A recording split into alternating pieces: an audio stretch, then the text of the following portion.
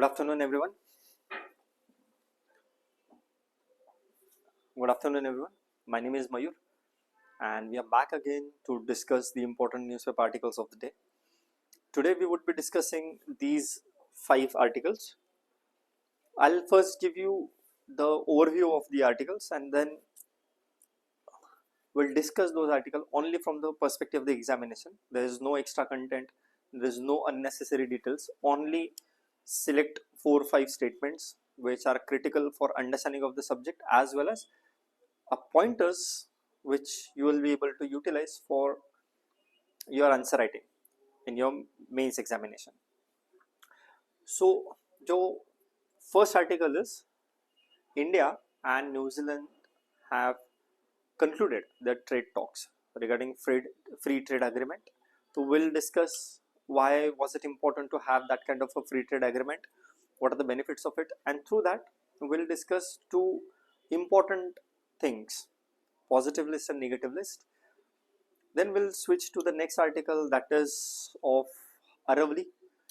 Judiciary has given one important decision, cause of which people are protesting against it. What are the repercussions that it may lead to? Third article is again of the Supreme Court. Supreme Court has categorically mentioned about utility or usage of forest for non-forestry purposes. The fourth article is regarding education sector. In order to globalize Indian education system, Niti Aayog has come up with fund, and that fund is expected to contribute towards globalization of Indian educational institutes, especially higher education. The last article deals with innovative idea of law and order, where Bengaluru police have tied up with taxi service providers like Ola and Uber in order to provide better sense of security and actual security to the passengers of the city. इसका scalability क्या है, इसका replicability क्या है, क्या ये किसी और सिटीज में इफेक्टिवली यूज हो सकता है क्या, will it have impact on crime against women, etc. We'll be discussing that in the 5th article. इसमें से एग्जाम के पर्सपेक्टिव से जो फर्स्ट 3 आर्टिकल्स है, दोज आर वेरी क्रिटिकल. बाद के जो 2 आर्टिकल्स है उसका आप information as exam as illustration as an exemplification of your argument के लिए आप सपोर्टिंग डेटा के लिए यूज कर सकते हो. ठीक है, so will get started, but before we go, few quick announcement. New foundation batch whose details are available on this particular number. Those who have studied before and want to go for a quick revision of all the subjects of all the syllabus, they can opt for the crash course, the details of which will be shared very soon. It will have 15,000 MCQs, test series included, and 10 smart books as well as personalized mentorship. This is the pre-fit initiative wherein we are providing 15,000 MCQs through 2 sections. One is free and the other one is paid. Free would be YouTube live lectures, and 12,000 MCQs would be in the form of paid test series in 120 different tests. Having said that, I would urge you to watch the pre-fit live video on YouTube and then get more information, get familiarized with the way we are proceeding. So these test series and all the informative documents that we share or we discuss are available on app, and those app can be downloaded by scanning this QR code either from Google Play or from app stores. So let's get started. The first article is India and New Zealand have concluded negotiations on free trade agreement FTA aimed at boosting bilateral trade between obviously India and New Zealand, investment and service mobility. First and foremost free trade agreement होता क्या है? जब किसी a country से किसी B country में कोई goods जाते हैं, दोनों के बीच में जब ट्रेड होता है, तो जिस कंट्री में वो इंपोर्ट हो रहा है वो वहां पे एक इंपोर्ट ड्यूटी लगाता है, कस्टम ड्यूटी लगाता है, जब टैक्स लगाता है, वो टैक्सेशन की वजह से जो इंपोर्टेड प्रोडक्ट है उसका कॉस्ट बढ़ जाता है ना। For example, if India is importing Skoda final unit, Skoda का कोई कार फाइनल प्रोडक्ट अगर चेक रिपब्लिक से मंगा रहा है, तो अगर वो चेक रिपब्लिक में इंडियन करेंसी में 30 लाख रुपए में मिलता है, तो शायद इंडिया में वो 50 लाख में मिलता है, क्योंकि 20 लाख रुपए इंडिया डिफरेंट टैक्स से बढ़ जाता है। फ्री ट्रेड एग्रीमेंट ये कहता है कि हम टैक्सेशन नहीं लगाएंगे, अगर लगाते भी है तो वो एकदम मिनिमम रेट पे लगाएंगे, सो दैट उन दो कंट्रीज के बीच में ट्रेड विदाउट एनी हिंड्रेंस चलता रहे, कंपेटिटिवनेस पे चलता रहे, क्वालिटी पे चलता रहे, अननेसेसरीली इन्फ्लेटेड प्राइस पर ना चले। जब कोई टैक्सेशन लग जाता है तो प्राइस इन्फ्लेट हो जाती है। ये सब करना पड़ता है इकोनॉमिक्स को to in order to protect their domestic interest, है ना। अगर लेट्स से कि XYZ कार कंपनी है और उसका प्रोडक्ट उस कंट्री में, लेट्स से एक अपन एग्जांपल के लिए ले लेते हैं, ABC कार कंपनी वियतनाम में बनती है, तो वियतनाम में जो ABC कार है जो 5 लाख रुपए में बिकती है, वो उसको अगर हम विदाउट टैक्सेशन इंडिया में बेचें और 5 लाख में यहाँ पे बिकने लग जाए और उसकी क्वालिटी अगर अच्छी है, तो टाटा, महिंद्रा, जो लोकल मारुति, जो लोकल प्रोडक्ट्स है, उनको कौन खरीदेगा? So in order to protect your industries, you put certain restrictions like import duties, quotas, etc. on the products coming to your market. Similarly, when your products are going outside, इस तरीके का import duty लगता है। इसीलिए US ने जो tariff war खेला है, मतलब इंडिया से जो गुड्स प्रोडक्ट जाते हैं उसके ऊपर 50% टैरिफ लगा दिया, that is expected to impact India's exports, right, क्योंकि उसका प्राइस बढ़ जाएगा, जो पहले 100 रुपए की चीज थी वो अब 150 रुपए में बिकेगी। तो फ्री ट्रेड एग्रीमेंट ये है कि वो टैक्सेशन हटा दो। नाउ नेक्स्ट क्वेश्चन इज कि why did India need to have this free trade agreement with New Zealand? India का ट्रेड यूएसए से बहुत ज्यादा था, ट्रेड सरप्लस था। अब यूएसए ने जब 50% टैरिफ लगा दिया, तो हमारे पास दो रास्ते, उनके सामने झुक जाओ, जो वो मांग रहे हो वो दे दो, या फिर यूएस के साथ का जो ट्रेड है उसको डाइवर्सिफाई करके बाकी कंट्रीज के साथ भी ट्रेड करो। अगर एक कंट्री में अगर आपका मैक्सिमम ट्रेड एक कंट्री के साथ होता है, उसके यहाँ पे आप 15-20 अलग अलग कंट्रीज के साथ ट्रेड करो, सो दैट एक कंट्री के दरवाजे अगर बंद हो जाते तो आपका इकोनॉमिक कोलैप्स ना हो, आपको बहुत ज्यादा नुकसान ना हो, आपका नुकसान सहन करने की कैपेसिटी हाई हो। इसीलिए we need trade diversification. As a part of it, the free trade agreement has been signed between India and New Zealand. Number important नहीं है, रफली 82% ऑफ इंडियन गुड्स जो है उसके ऊपर से उन्होंने टैक्स हटा दिया, और इंडिया ने 80% ऑफ द न्यूजीलैंड गुड्स के ऊपर से टैक्स हटा दिया। ये नंबर आपको याद रखना नहीं है, 80 भी हो सकता है, 85 भी हो सकता है, that is not important. What is important is कि फ्री ट्रेड एग्रीमेंट में मेजॉरिटी ऑफ द गुड्स के ऊपर अब टैक्सेशन नहीं रहेगा, या मिनिस्क्यूल टैक्सेशन रहेगा, ना के बराबर। ये फ्री ट्रेड एग्रीमेंट जब आप करते हो तो आपका इकोनॉमी में एक्सपोर्ट और इंपोर्ट का रोल बहुत अच्छे से बढ़ जाता है, ट्रेड रिलेशंस बढ़ जाता है, और आपको अपॉर्चुनिटी मिलता है कि अगर आपका प्रोडक्ट कहीं कंपेटिटिव है, कहीं बहुत आउट परफॉर्म कर रहा है, तो उसको बड़े बड़े मार्केट को एक्सेस मिले, ज्यादा बिक्री हो। ओके, तो coming back to the article, New Zealand and India के बीच में ये फ्री ट्रेड एग्रीमेंट साइन हो गया। इस एग्रीमेंट के डिटेल्स ज्यादा इंपॉर्टेंट नहीं है, हमारे लिए इंपॉर्टेंट है कि फ्री ट्रेड एग्रीमेंट कॉन्सेप्ट होता क्या है। अब हुआ ये है कि because of this the article has argued कि मार्केट एक्सेस का एक्सपेंशन हुआ है इंडिया का। Now India can sell it's product in New Zealand with free hand while protecting the sensitive domestic sector। 100% free trade open नहीं किया New Zealand के लिए। I'll give you why it is important. Let's say जो Indian farmers है उसका average land holding capacity 1.2 hectares है, इतना 1.2 hectares land per capita, इतना इंडिया का लैंड होल्डिंग है। वही आप न्यूजीलैंड में जाओगे, ऑस्ट्रेलिया में जाओगे, यूएसए में जाओगे, कनाडा में जाओगे, तो एक इंसान के पास 5-6 हजार एकड़ का फार्म होता है, छोटा, लार्ज तो 25 हजार एकड़ का। तो वो हेलीकॉप्टर से, मतलब चॉपर फ्लाई करते हैं पेस्टिसाइड्स को स्प्रे करने के लिए, बड़े बड़े मशीन से वो हार्वेस्ट करता है। तो they have economy of scale, है ना, तो वो सस्ते में भी बेच सकते हैं क्योंकि उनके पास क्वांटिटी बहुत ज्यादा है। First part. सेकंड पार्ट, जो उनकी गवर्नमेंट है वो फार्मर्स को बहुत ज्यादा सब्सिडी देती है, तो वो सस्ते में बेचेंगे तो उनको दिक्कत नहीं आएगा। लेकिन वो केस इंडिया में है नहीं। तो अगर इंडिया अपना डेयरी सेक्टर, न्यूजीलैंड में हजारों लाखों शिप्स एक एक इंसान के पास है, तो उनका डेयरी सेक्टर बहुत स्ट्रांग है, तो वहां के प्रोडक्ट डेयरी सेक्टर को इंडिया ओपन कर देता, तो इंडियन जो गाय चराने वाले हैं, जो दूध बेचने वाले, इनका क्या होगा? यहाँ पे जो 35 रुपीज में हाफ लीटर मिल रहा है वो 20 रुपए में बेच सकते हैं क्योंकि उनको सपोर्ट है। अगर वो भी ओपन कर दिया फिर इंडियन मार्केट, इंडियन लोग कहाँ जाए, right? So in order to protect Indian sensitive sectors, सब कुछ ओपन नहीं किया। So India has expanded its market while protecting the sensitive domestic sector, जैसे कि एग्रीकल्चर हुआ, डेयरी सेक्टर हुआ।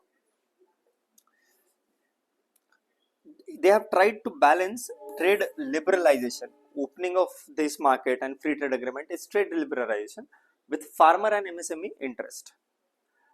Greater focus is on service trade and skilled mobility. India is a very good provider of service sector, and यहाँ के जो educated skilled labor force है, they migrate for temporary work and they come back, right? तो ये जो migrated workers है, skilled labour force जो जाता है, अनस्किल्ड नहीं, स्किल्ड लेबर फोर्स जो जाता है, उनकी मोबिलिटी को ईज आउट ज्यादा किया गया है इस फ्री ट्रेड एग्रीमेंट में इंडिया के साइड से। एक पॉइंट ये है कि not just New Zealand, but we need to have such free trade agreements or such arrangements with multiple countries because trade diversification is a necessity. अगर आप New Zealand का मार्केट इंडिया के लिए ओपन भी हो जाते हो तो न्यूजीलैंड का पॉपुलेशन कितना है, पॉपुलेशन डेंसिटी कितना है, राइट? अगर वहां पे लेट्स से पर स्क्वायर किलोमीटर से 15 लोग ही रह रहे हैं तो कितना कंज्यूम करेंगे? लिमिटेशन है ना कंजम्पशन पे। So similarly India will need more markets, India will have to have huge trade diversification, market accessibility. हमारे पर्सपेक्टिव से इतना इंपॉर्टेंट है उसमें। अभी since we are discussing this, will discuss two concept, मतलब फ्री ट्रेड एग्रीमेंट के different different layers होते हैं, डिफरेंट डिफरेंट स्टेप्स होते हैं, यूनियन होता है, एक्सेट्रा एक्सेट्रा, बट हम उतने डिटेल्स में अभी नहीं जाएंगे। अभी हम सिर्फ दो चीज देखेंगे, एक होता है पॉजिटिव लिस्ट, फिर होता है निगेटिव लिस्ट। अगर पहले पॉजिटिव लिस्ट आता है और पॉजिटिव लिस्ट में अगर ट्रेड सक्सेस रहा, then we come to the negative list. Positive list का मतलब क्या है कि लेट्स से कि इंडिया और न्यूजीलैंड के बीच में देयर आर 50,000 प्रोडक्ट्स जो जाते हैं, कोई चेयर जा रहा है, कोई वो ब्रेड जा रहा है, कुछ मिल्क प्रोडक्ट जा रहा है, एक्सेट्रा 50,000 डिफरेंट डिफरेंट गुड्स है, उसके बीच में वो ट्रेड हो रहा है। तो पॉजिटिव लिस्ट का मतलब है कि इस पॉजिटिव लिस्ट में जो 10 प्रोडक्ट्स दिए गए, 10 दिए, 15 दिए, 100 प्रोडक्ट दे दिए, तो ये जो पॉजिटिव लिस्ट में जो 100 प्रोडक्ट्स है उनके ऊपर कोई टैक्स नहीं लगेगा, लेकिन बाकी के जो 49,900 प्रोडक्ट्स है उसके ऊपर रेगुलर टैक्स लगेगा। ये होता है पॉजिटिव लिस्ट। ये फर्स्ट स्टेप है, इट कम्स फर्स्ट। अगर ये ज्यादा ये अच्छे से सक्सेसफुल रहा, then comes the negative list. Negative list मतलब the list on which the list which is not exempted from the taxation. let's say negative list में 10 let's say कि 100 आइटम दे दिया, ये आइटम्स है नेगेटिव लिस्ट में, इन items की को छोड़कर बाकी सबको फ्री ट्रेड मिलेगा। अगर यहाँ पे 100 आइटम्स है तो now there will be no taxation on 49,000 items. So negative list is a very good list, positive list is a restricted list, ठीक है? तो फर्स्ट स्टेप में पॉजिटिव लिस्ट आता है, then comes the negative list. जब आपके trade relation बहुत अच्छे हो जाए तो गिने चुने लिस्ट जो नेगेटिव लिस्ट में आइटम्स है उनको छोड़ के बाकी हर चीज में आपके ऊपर कोई टैक्सेशन नहीं आता। ये बहुत सिंपल कॉन्सेप्ट है बट कई बार स्टूडेंट्स को ये क्लियर नहीं होता है, ठीक है? Alright, let's move on. Will focus on MCQ now. With reference to India's recent free trade agreements, consider the following statements. 1. India allows selective approach to tariff liberalization in sensitive sector. Second, FTA is increasingly focused only on goods trade excluding the services. Third, trade agreements can be used as a tools for export diversification. Pause the video and attempt this MCQ.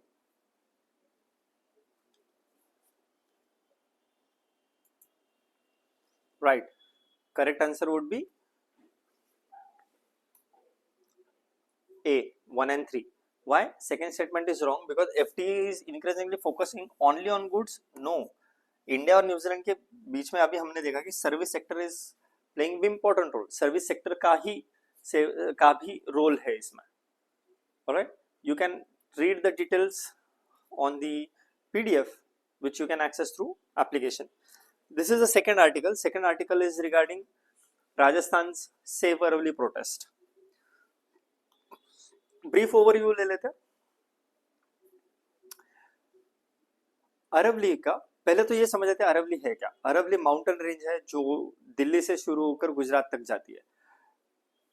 ये इसका direction जो है वो most of you are now very much familiar के यहाँ पे दिल्ली है, मतलब ये नॉर्थ ईस्ट से जाकर गुजरात तक जाती है.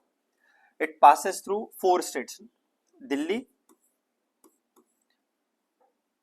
हरियाणा, राजस्थान एंड गुजरात. इस अरवली का 80% ऑफ द पोर्शन जो है वो राजस्थान में है. एवरेज हाइट जो है अरवली का वो 400 से लेकर 600 मीटर्स तक है. क्विक रिवीजन कर रहे हैं. जो हाईएस्ट पीक है अरवली का वो है गुरु शिखर, अराउंड 600 मीटर्स. दिल्ली तक आते आते वो ऑलमोस्ट सपाट हो जाता है. दिल्ली में थोड़ा बहुत अंश आपको दिखाई देता है, स्पेशली JNU यूनिवर्सिटी जो है वो इस अरवली के ऊपर ही बनी हुई है. थोड़ा सा हिस्सा राष्ट्रपति भवन तक आ जाता है, बट अदरवाइज दिल्ली में आते आते वो फ्लैट हो जाती है. ज्यादातर हिस्सा हरियाणा राजस्थान में 80% तक. टोटल लेंथ जो है इसकी वो 690 किलोमीटर है. ये 690 याद रखने की जरूरत नहीं, अगर आप 700 किलोमीटर भी याद रख लो तो रफ एक आइडिया जरूरी है. इसका ये इंपॉर्टेंट क्यों है? क्योंकि इसका डायरेक्शन जो है ये जो डायरेक्शन है ना, ये वाला इस तरफ है राजस्थान के डेजर्ट्स. द रीजन राजस्थान के deserts are not moving eastward, वो मध्य प्रदेश या दिल्ली तक क्यों नहीं पहुंचते राजस्थान के डेजर्ट? क्योंकि बीच में ये वॉल की तरह खड़ा है. इसलिए वो विंड जो है, ड्राई विंड जो है, हॉट ड्राई विंड, वो सैंड को आगे बढ़ाते नहीं है. डेजर्टिफिकेशन यहाँ तक रुक जाता है. इसका एज जो है, मतलब अगर आप Aravallis are also fold mountains. अगर हिमालय को आप बच्चा समझते हो, मतलब if you consider Himalaya as son, then Aravallis are his great great great grandfather. Himalaya से लगभग 1.4 बिलियन ईयर्स पहले अरवलीज बने थे, जब Indian plate was not even anywhere close to Eurasian plate. वो तब के बने हुए हैं और तब से it has served the geography well. अब इशू ये हुआ है कि जो अरवली की जो डेफिनेशन है, अरवली रेंज का जो डेफिनेशन है, लीगल डेफिनेशन, उसको कोर्ट ने चेंज कर दिया. Now the legal definition of Aravalli has excluded बहुत ज्यादा एरिया. अगर परसेंटेज में करें तो रफली 30-40% को उन्होंने डेफिनेशन में, लीगल डेफिनेशन में एलिमिनेट कर दिया. इससे दिक्कत क्या होगी? इससे दिक्कत ये होगी कि फॉरेस्ट का जो रीजन है, जो प्रोटेक्टेड एरियाज है, वो अगर लीगल डेफिनेशन से अरवली से अगर कोर्ट ने हटा दिया तो अब वहां पे एक्सप्लॉयटेशन करना पॉसिबल होगा. क्योंकि वो जहां जो डेफिनेशन थी अरवली की, अगर उसको कोर्ट ने चेंज कर दिया तो फॉरेस्ट डिपार्टमेंट का जुरिस्डिक्शन चेंज हो जाएगा. वो लैंड नॉन फॉरेस्ट या नॉन अरवली में काउंट होगी. फिर वहां पे illegal mining, illegal exploitation of the natural resources, construction of probably sensitive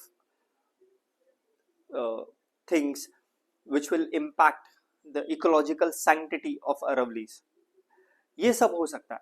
तो इसके अगेंस्ट प्रोटेस्ट स्टार्ट हुआ है. बस इतना ही आर्टिकल डिस्कस करता है. The judiciary has accepted the new definition of Aravalli amid the fear that it may weaken the environmental concern. क्यों important है? बिकॉज एनवायरमेंटल डेफिनेशन जो होती है वो बहुत मैटर करती है. कौन सा फॉरेस्ट रीजन है, कौन सा नॉन फॉरेस्ट रीजन है, कौन सा ओपन रीजन है, कौन सा एरिया है जहां पे आप नॉन फॉरेस्ट्री पर्पजेस के लिए एक्टिविटीज कर सकते हो. नेक्स्ट आर्टिकल जो है वो सुप्रीम कोर्ट का ही है. सुप्रीम कोर्ट कह रहा है कि फॉरेस्ट का जो रीजन है, फॉरेस्ट एरिया जो है वो नॉन फॉरेस्ट एक्टिविटीज के लिए यूज नहीं कर सकते. अगर इन दोनों आर्टिकल को साथ में पढ़े तो जहां तक अरावली का डेफिनेशन है वहां तक वो नॉन फॉरेस्ट्री यूज नहीं कर सकते, लेकिन अब जो 30-40% बाहर चला गया डेफिनेशन के, वहां पे तो नॉन फॉरेस्ट्री पर्पज के लिए यूज हो जाएगा. बहुत एक्सेसिव एक्सप्लॉयटेशन होगा, इसके लिए अब प्रोटेस्ट चल रहा है. आर्टिकल में बस यही लिखा है कि अगर नैरो डेफिनेशन है तो that may lead to exclusion of large areas from environmental safeguards. दूसरा, अनरेगुलेटेड माइनिंग शुरू हो जाएगा, कंस्ट्रक्शन शुरू हो जाएगा इको सेंसिटिव जोन्स में, tension between judicial interpretation and environmental conservation के वो खड़ा हो जाएगा, उनके बीच में टेंशन. ऑल्सो लैंड यूज जो है वो स्टेट का सब्जेक्ट है. इन 7th schedule land use is the subject of the state. उसमें अब सेंटर और स्टेट के बीच में कॉन्फ्लिक्ट शुरू हो सकता है, स्पेशली अगर गवर्नमेंट अलग अलग पॉलिटिकल पार्टीज की है तो. Please pause the video and try and attempt this MCQ.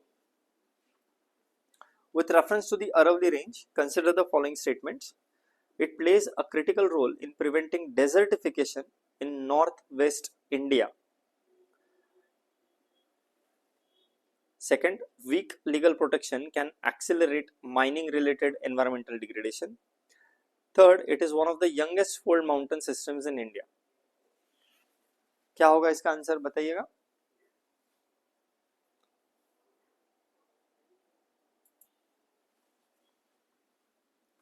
It is one of the youngest. It is one of the third statement says it is one of the youngest fold mountains.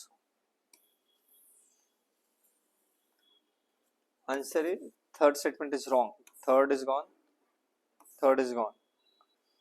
It plays a critical role in preventing desertification in northwest India. It prevents in northwest India as well as हाँ मतलब दिल्ली, हरियाणा का eastern part, ये भी north west India का ही part है, या western UP, it is also part of north west India. So yes, first statement is also correct, second statement is correct. The answer would be A, 1 and 2 only. The next article is what I just referred.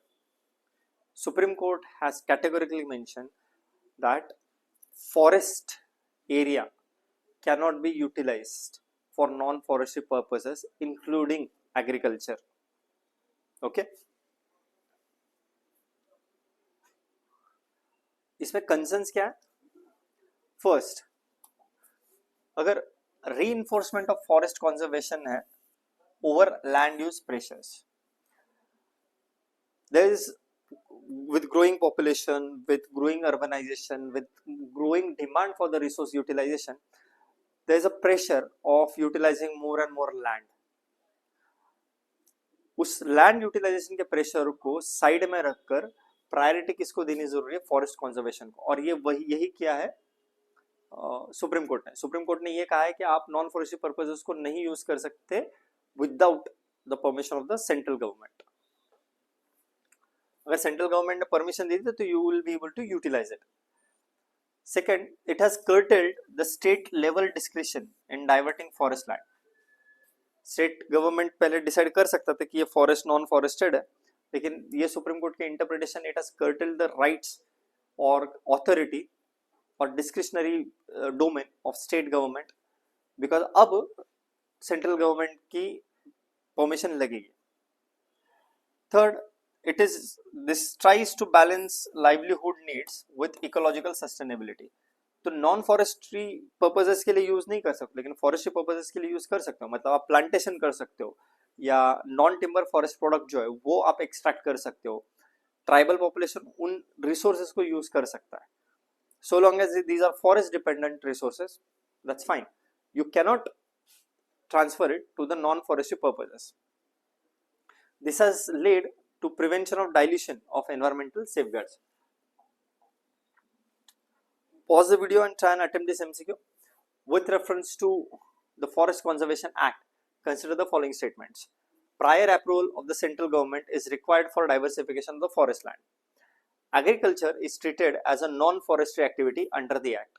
States have unrestricted powers to regularize encroachments on forest lands.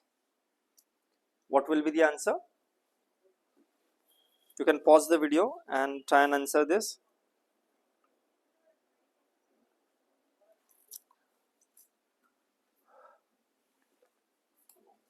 The first statement is correct. Prior approval of the central government is required now for diversification of forest land. Second, agriculture is treated as a non-forest activity. Yes, it is a non-forest activity.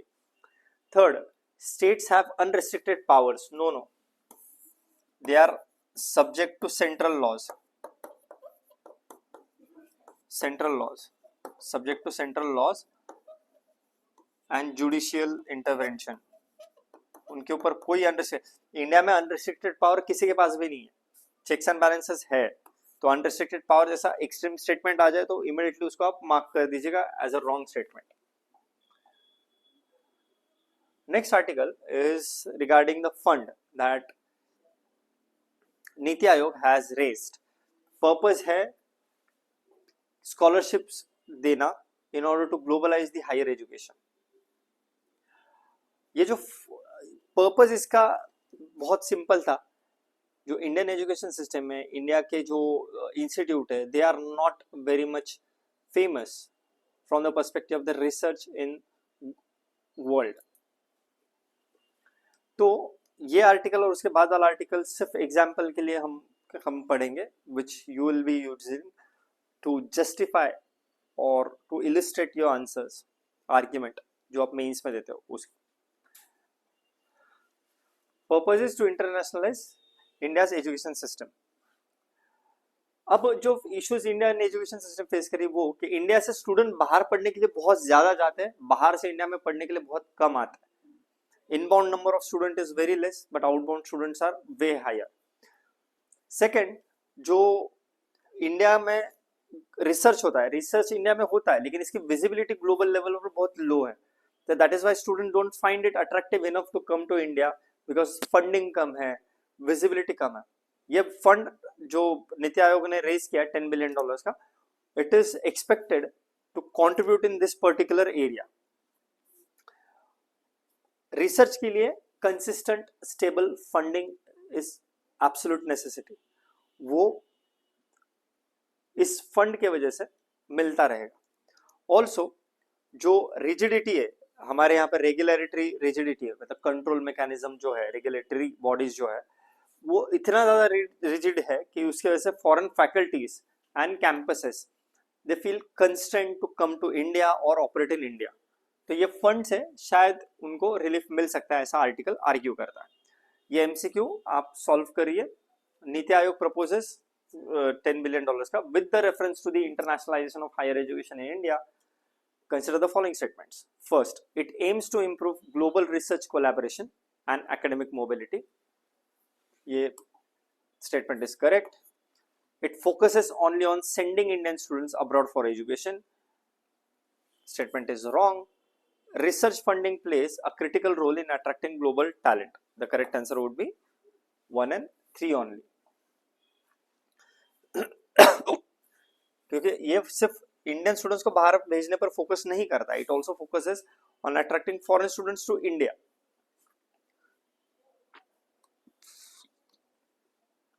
ये case study की तरह आप इसको use कर सकते हो. बैंगलोर में cosmopolitan city है बैंगलोर, तो वहां पे लॉ एंड ऑर्डर का सिचुएशन बहुत क्रिटिकल होता है. वहां पे सेफ्टी प्रोविजन के लिए जो बेंगलुरु पुलिस है, they have tied up with platform based taxi providers like Ola, Uber to boost safety of the riders.